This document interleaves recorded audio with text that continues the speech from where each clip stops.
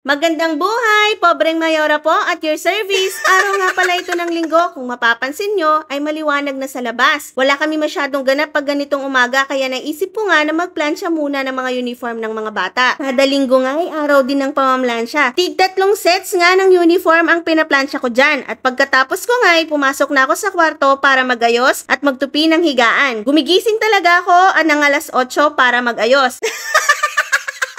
At ayan nga, may dumating na blessing. Thank you, Lord. Ito nga isang folded na sampayan. Thank you po sa nagbigay. Sana all. At ito nga, binuksan ko na ang aking sampayan. Hindi ko nga alam kung paano buksan. Tuwang-tuwa talaga ako sa sampayang ito. Madalas kasi nagkukulang kami sa sampayan. Nakikita ko nga ito online, pero ngayon, nasa harap ko na, kaya tuwang-tuwa talaga ako. Thank you, Lord! Pagkatapos ko nga ayusin ng sampayan, ay tumulong na din akong magsampay. Feel na feel ko nga pagsasampay dyan. Hala, sige Mayora, kembot pa nga. Bigay todo nga ang pagpiga at pagpagpag.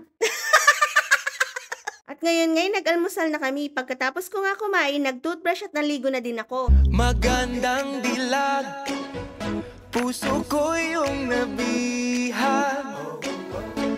Wala na. Uy, sana all. Oh, bang sweet! At eto nga, palabas na ako ng bahay. Magandang dilag. Todong ngiti nga ako dyan at feel na feel ko ang aking kagandahan.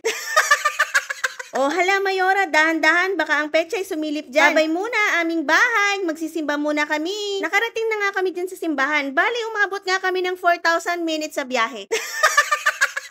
Napakasarap lang sa pakiramdam, nakakapagsimba ka kasama ang buong pamilya tuwing linggo. Praise the Lord! Tapos na nga pala ang simba dyan. Todong ngiti nga tong dalawa, kasama si Kuya, sunod naman si Ate Mameng, kasama si Bunso, at syempre ang inyong lingkod, Pobreng Mayora. Susunduin na nga pala namin si Nanay, at ayan na nga, nandito na pala siya. Hello, Nanay! Habang andito nga kami sa loob ng sasakyan ay kanya-kanyang marites. Papunta nga pala kami ngayon sa Quezon, na imbitahan kami sa isang house blessing.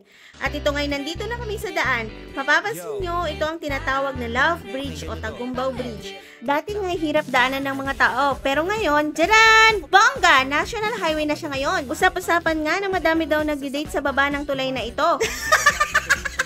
Iba-iba ang pananim ang makikita dito. May tubo, mais, sibuyas, at kung ano-ano pa. At ito nga ay nakarating na kami sa aming destinasyon. Magandang buhay, Barangay Quezon. Gutom na nga ako sa mga oras na yan. Kaya kung ano-ano nang naiisip ko na masasarap na ulam. Andito na nga kami sa bahay ng aming lola. Hello lola, andito na po ang inyong pobreng apo. It's me, Mayora. Pababa na nga kami nang bigla kong napansin, parang malungkot ang ate maming ko. Gutom na siguro to. Bago pa man bumaba ang inyong pobreng Mayora, ay mag-aayos muna ako polvo, lipstick at magsusuklay. Magandang dilag, puso ko. Heto nga, nandito na kami sa bahay ng aming pinsan. Napakaganda at napakasarap sa feeling na may napundar ka sa sarili mong sikap. Sana all. Ang bahay na ito ay hindi lamang isang tahanan, kundi isang sagisag ng pagmamahal ng Diyos sa ating mga kapatid. At heto nga, papasok na kami sa loob ng bahay. Excited na nga akong mamulot ng barya. At eto na nga, pinakahihintay ng pobreng Mayora. Kainan na! Sarap na sarap nga ako dyan. Lahat ng putay, tinikman ko. Pagpalain po ang inyong bagong bahay at sana balang araw makapagpatayo rin po kami ng sarili naming bahay. At ayan, pauwi na kami. Salamat po sa masarap na tanghalian. Salamat Barangay Quezon. Bye-bye! At yan nga, nakarating na kami sa aming bahay. Itsura ko parang nalugi. Antok yarn. Natapos nga naman ang isang buong linggo. Salamat po sa masagana at pag-iingat sa aking buong pamilya. Bye-bye!